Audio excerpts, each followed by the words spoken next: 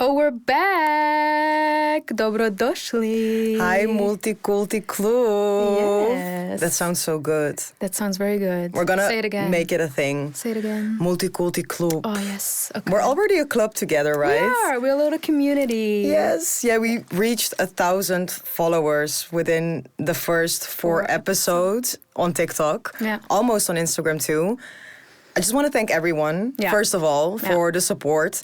And the hate here and there. Haters are our fans, I want to thank everyone that took the time to comment, whatever it is, to, make us show up in the algorithm. Yeah.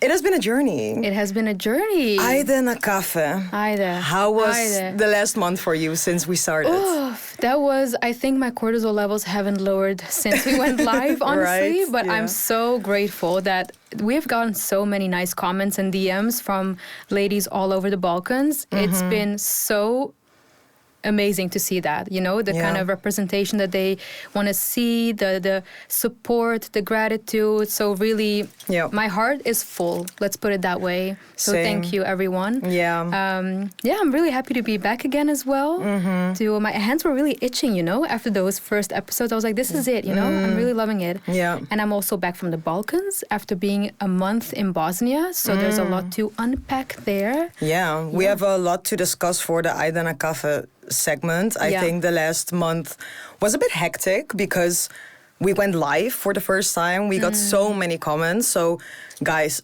Nejra and I, the first week, I wish we filmed it actually because we were like, is this really happening? Is this really happening? Like we were shaking and we were like so overwhelmed by all the support and some snippets that already went kind of viral, it has been quite a month. And you also went to Bosnia, so we didn't see each other for a month while all this was happening. That's true. Insane. We should not do that again. No, let's stick together. Yeah. But we didn't expect this kind of turnout is the word. Yes. We didn't expect this turnout. So no, not at all. Yeah. When I say that me and Nejra, we discussed beforehand, okay, we need to be prepared that, maybe for the first 3 or 4 months it's going to be like super awkward because we won't get any views, maybe a lot of hate here and there. But actually, it went very viral in the first couple of snippets already. Yeah. So that was like kind of a shock to us, It was. Although we truly believe in what we do and what we're going to do still. So it's nice that you guys gave us this validation. Exactly, yeah. And I think it's such a good starting point as well for making us more motivated and excited for the future and what we can bring next. Yes. So I'm looking forward to that. And I think for me, I know I was away for a month and I won't do that to you again. Thank you. But I missed you a lot. I really needed that also, to touch grass. Coming back to that. But it was really nice. It was Ramadan, it was Bayram as well. So it's nice to be... One thing that I really appreciate about the Balkans and being back is that community feeling. I really love that. Like, I know it's sometimes invasive because you sit there and someone just walks into your house in no regards. Walks into your room while you're sleeping. You're like, oh, hi. Yeah, I was about to nap and my cousin walks in and he's like, oh, were you going to sleep? And I was like, no. Not anymore. I guess not. Yeah. But I also love it, actually. It's really heartwarming to know that. And I had to think about that quote you sent me from someone's story or post about community is inconvenience, but the cost of... The cost of community is inconvenience and the cost of individualism is loneliness. That's so the one. Choose the evil, choose your struggle. Yeah, I really love that. And that's what I felt there as well, sometimes it's inconvenient because, I was about to nap. So, but the price that you pay for that is so worth it for being with people who love you, who care for you. And, you get to show up for each other. So I'm really happy that I did that. And also I went to Zdravko Čolić concert. I was jealous, low-key. I went to his concert last year in May.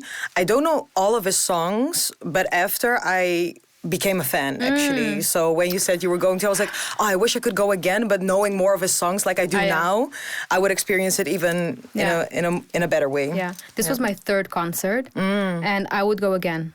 Hands down. I know you're a huge Zdravko Čolić fan. Huge. Yeah. I have a new favorite song from him. Which is? Krasiva.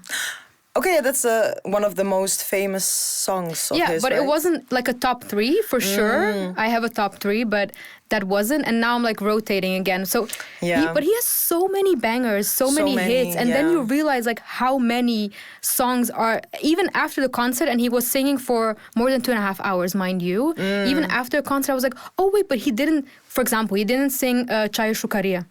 Okay. Like, but just to give an example. Esma Recepova song, guys. I know. And she's the queen for that song. But I like his version, though, too. Like, I don't know his version, actually. Oh, you don't know his version? No. Oh, it's actually... Okay, I'll show you later. Yeah. Okay. But yeah, so it just shows that he has so many other hits on top of the 2.5 hours he already sang. True, so yeah. Yeah, my favorite Zdravko Čolić song is... Pusti Modo, I think. I love that. When I hear the first 2 seconds of that song, I will stand up and shake my ass. Yeah. I love that song so much. Yeah, it just gets me every time. Really?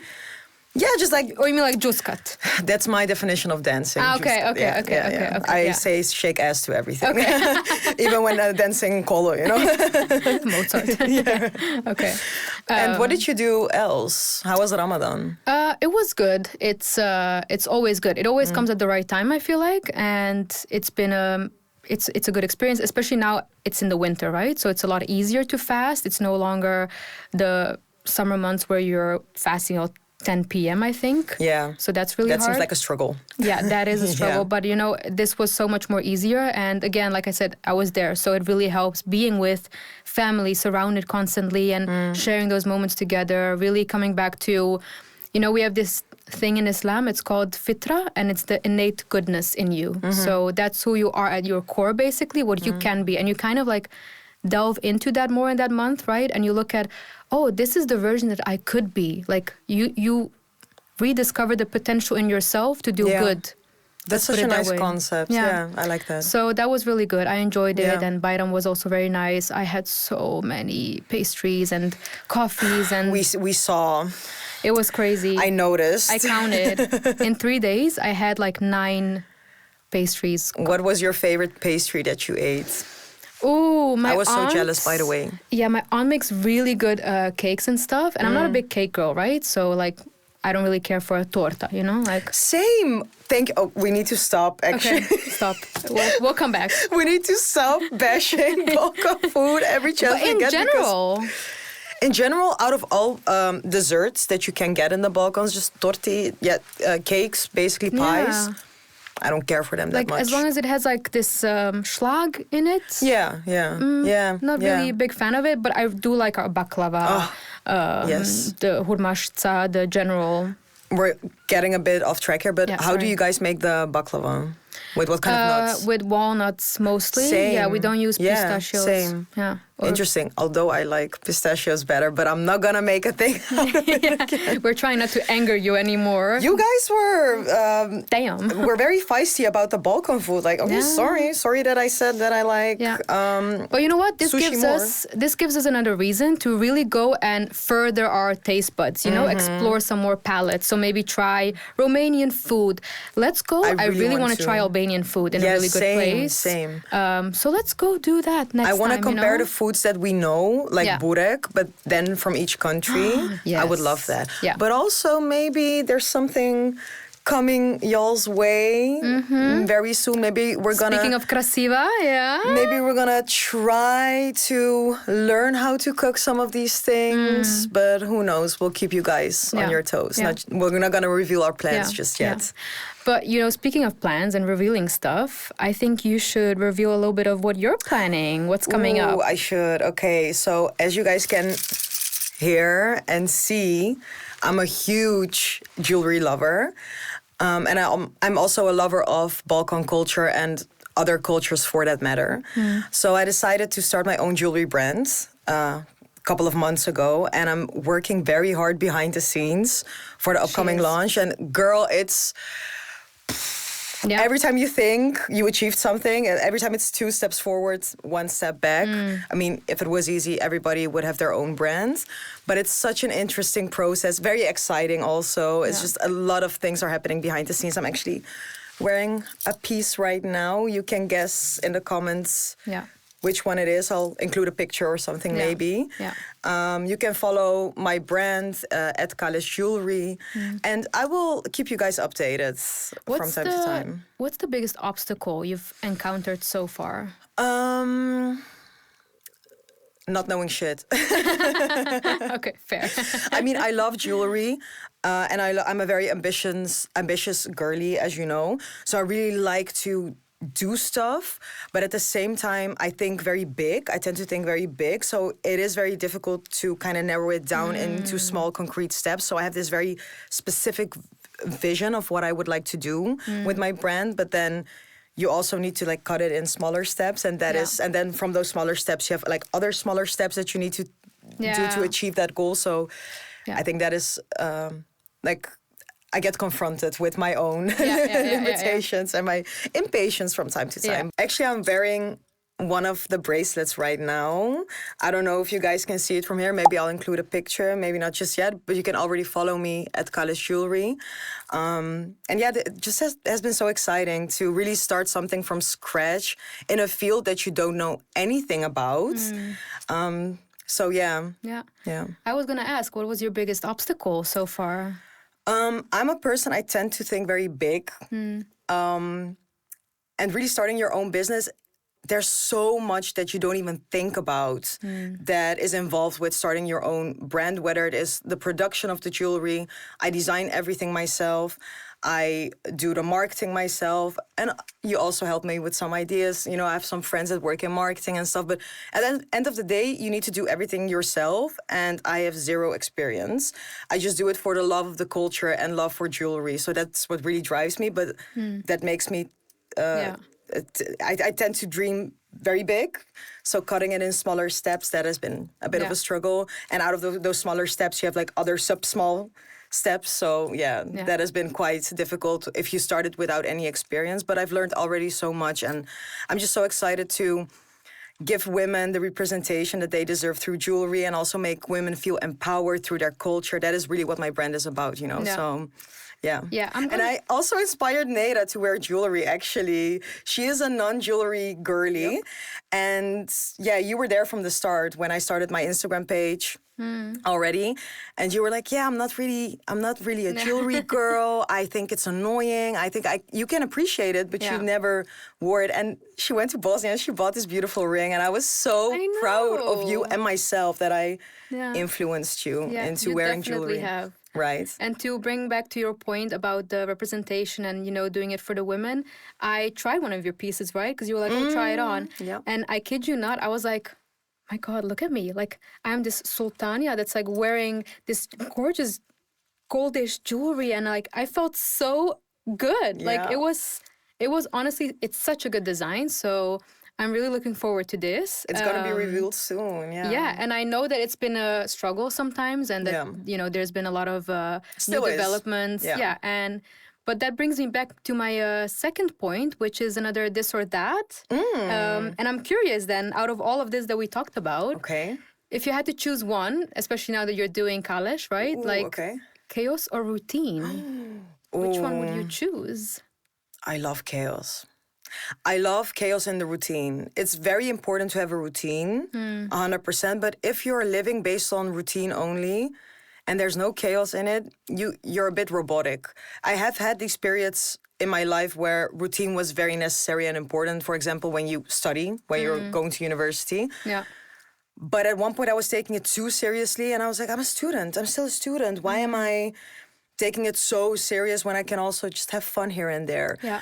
And when I have moments of chaos in my life, that's where I feel the most alive. So Kales, multi-kulti, I also have a job.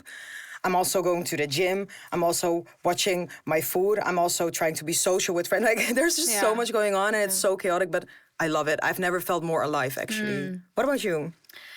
I mean, so you basically didn't choose one.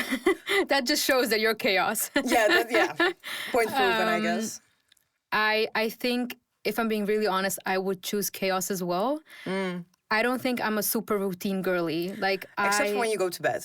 Yeah. Oh, I am very strict about that. And I love that it's become a thing in all my like circles with different kinds of groups and friends that everyone's like, oh, it's your bedtime, right? Like, why are you still here? And I'm like, wow, like this is a known fact about me. Like I will be in bed between 10 and 11 p.m. That's... Yeah, it's very admirable, I have to say. I wish I had your routine in that sense, because with sleep, I'm so chaotic. One day I'll go to sleep at 12, another day at 3. Doesn't matter, but... Gasp. When it's 6 p.m., I'm already texting her like, hey, like we should discuss multiculti before you go to bed in 2 hours, because otherwise I can't talk to you until tomorrow. Oops. But it's very admirable. I know I'm like poking you about it sometimes, I mean, it's but okay. it's very good. Yeah, I mean, I just it's where I thrive, you know, honestly. And also I have a really like steady routine of like, if we're gonna dive into it, right? Really putting my phone away. I haven't done that much since we started the podcast, though, I have to say, because there's always something in my mind where I'm like, that's where the chaos also comes, right? Where I'm like, oh, I have to write this down, or I have to text you, or like, we really need to remember X, Y, and Z. So, or oh my God, this person is a guest. Someone's coming. But you know, like, so that my brain is on. And I think that's where routine is really good. Yeah. Like my sleeping routine where I'm like, okay, I put my phone away. I go read my Kindle, which I forgot in Bosnia. Ugh. Yeah, you were so sad about it. I'm still sad about it. Just read a tangible book. Bring back tangible books. That's my hot take within the This or That. Bring back tangible books. Like, okay, I hate a Kindle. Okay. Sorry, it just looks so weird. I'm going to wrap up here and we're going to discuss this. Okay, that's the next one. See how fired up she is. I'm sad. Okay, listen. So that's my routine, right? And then really putting on my white noise. I'm that girl, yeah. But let's go back to your hot take. Then I like that. Okay. Tangible books or e-readers. Make your case. My case is that I don't really have a case, other than the fact that I know, look, a Kindle, you can put it in a suitcase. It doesn't weigh a lot. You can put like an endless amount of books on it. I get it 100%, but when I hold it, it feels like I'm reading from a screen again. And I know what you will say, that it's not the same as a phone screen. I get that. But I really want to feel, at least with some of my hobbies, with reading, I want to feel like there's something tangible and old school and analog about it. That's why I like analog cameras also, you know? Of course, iPhone cameras are way better. They will produce a more crisp picture. And analog photos, there's a chance that they are ruined or that it's unsharp or there's too much exposure. But I like that. I like that it's tangible, that it can go wrong. And the same with books, you know. The pages can get wet on holiday. You can lose books. But I like that. I like that it's heavy, that it brings inconvenience. Okay. Yeah. Okay. So make your case for a Kindle now. So a Kindle or e-reader is something I was so hesitant to purchase as well. Because I also like the tangible touch of an actual book, of hearing the pages turn, you know? And I love that sound. Or that smell of new books. I know. I love that as well. So I was really against it at first.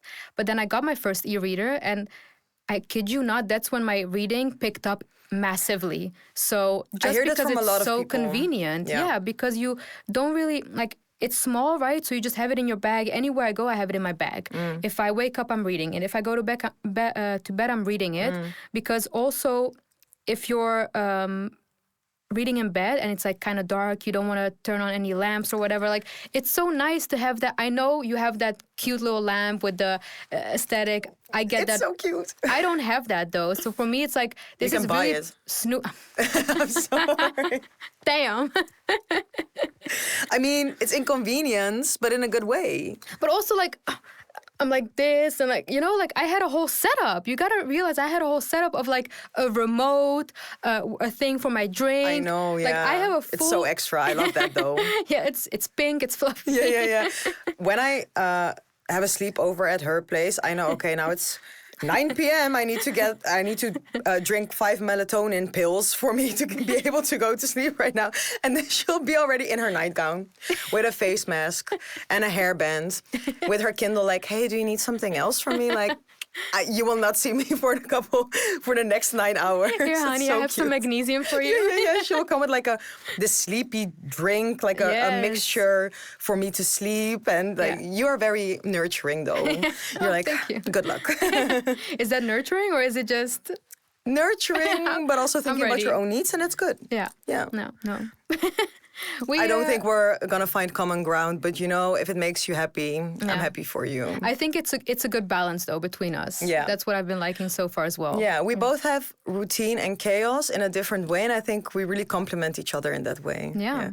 Are you more routine or chaos? Please let us know, because I think Balkan people tend to be a bit more chaos than maybe Western people, you know. So I would love to hear what you think about yourself.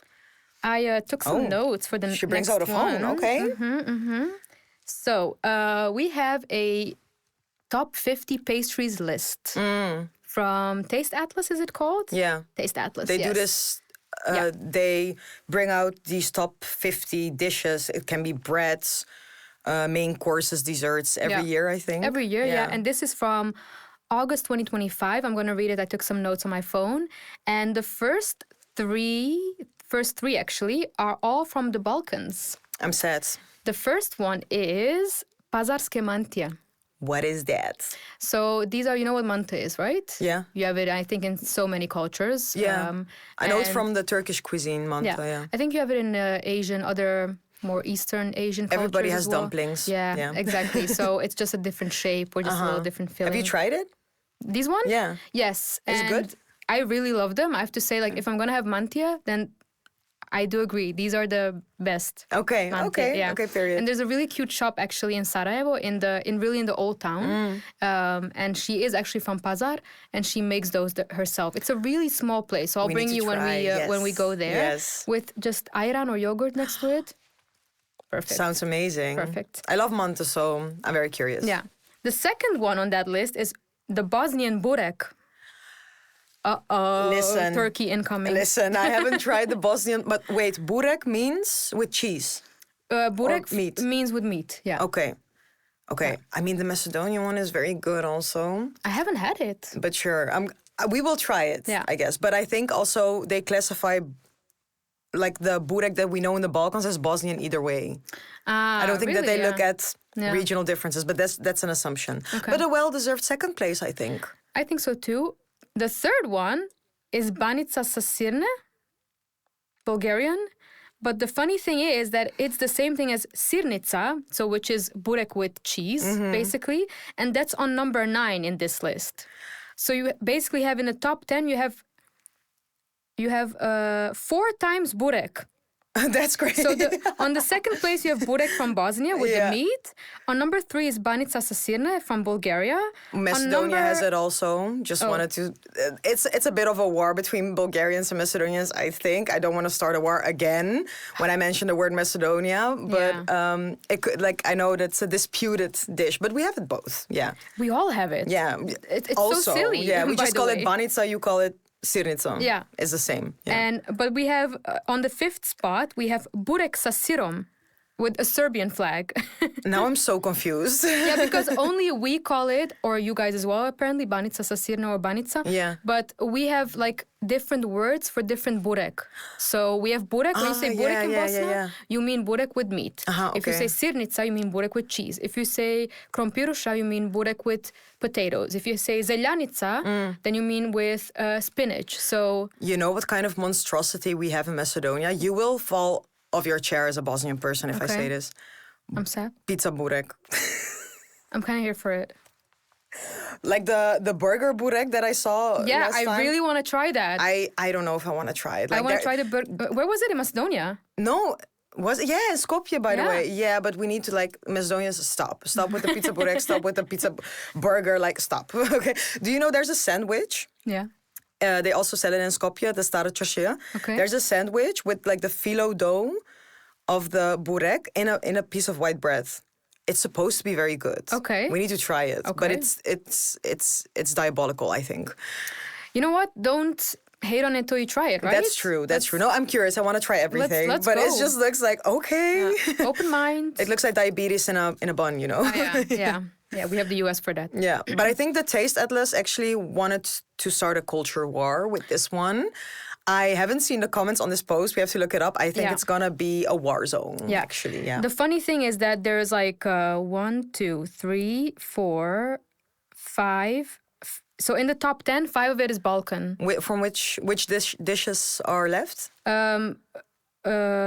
Again, burek, but this time it's the Turkish one on number 8, and sirnica, the burek with cheese, is number 9 from Bosnia. Okay, yeah. And then the other ones are, one is I think Malaysian, and then we have focaccia, pastry, Focaccia's good. Yeah, I love and empanadas. Zelnik is, by the way, on 11. Zelnik, yeah. Yeah. I think my mom has made zelnik. It's not that famous I mean, maybe it's very famous in Macedonia. Yeah. But my mom doesn't make it that often. Yeah. But for those who don't know, what is zelnik? It's with, how do you say zelka? With spinach. Oh, right? No. No. It's with... Oh, it's a different one. Chard. Is it chard? Spitskool. Blitva. Oh, spitskool. Yeah. Anyway, I think cabbage. now I'm doubting. See, my mom doesn't make it that often, so please don't come for me if I have it wrong. But so zelnik is basically with cabbage then. Yeah, with cabbage. Okay. Yeah, because zelka is cabbage. So I'm like zelnik. But maybe they also make it with spinach, like local variations. Okay. Don't pin me on it. Ours is with spinach. Okay. Zelnik. How do you say spinach? Zelje. Okay. Maybe that's a lost in translation kind of thing. Yeah. Either way, I'm sure this has started a war already in the comments. Yeah. Yeah. Okay. But we need to try more Balkan foods, guys. We really want to try it from all regions. Maybe this summer we'll dip our toes in the Balkans. So if you have any place we should visit, like wherever it may be, let us know and we will go and try it. Yeah. And rate it. And rate it. I mean, if we dare after the last episode about Balkan food. Yeah, I'm not committing to that, but let's see. Yeah. Okay, so that brings us to an end of this episode, which is episode 5. Every time we film, I feel like it flies by so fast. It does. Yeah. Okay. Guys, don't forget, if you really appreciate what we're doing, to give us 5 stars on Spotify, to comment, subscribe. It really helps us to get more visible in the algorithm. Yeah. Everybody and their mother has a podcast right now, so it's a bit difficult to gain traction. But we see your support. We really appreciate it. Yeah. Like, subscribe. We Everything. are on Spotify, Apple, and YouTube. Yeah. And we appreciate all the support that's coming our way. But please keep them coming. Yeah. Comments, questions, feedback. If you have ideas for content, we're so open to all ideas. So let us know. All right. And thank you. Kulti Club. We'll see you in the next one. Yes. All right. Bye. Bye.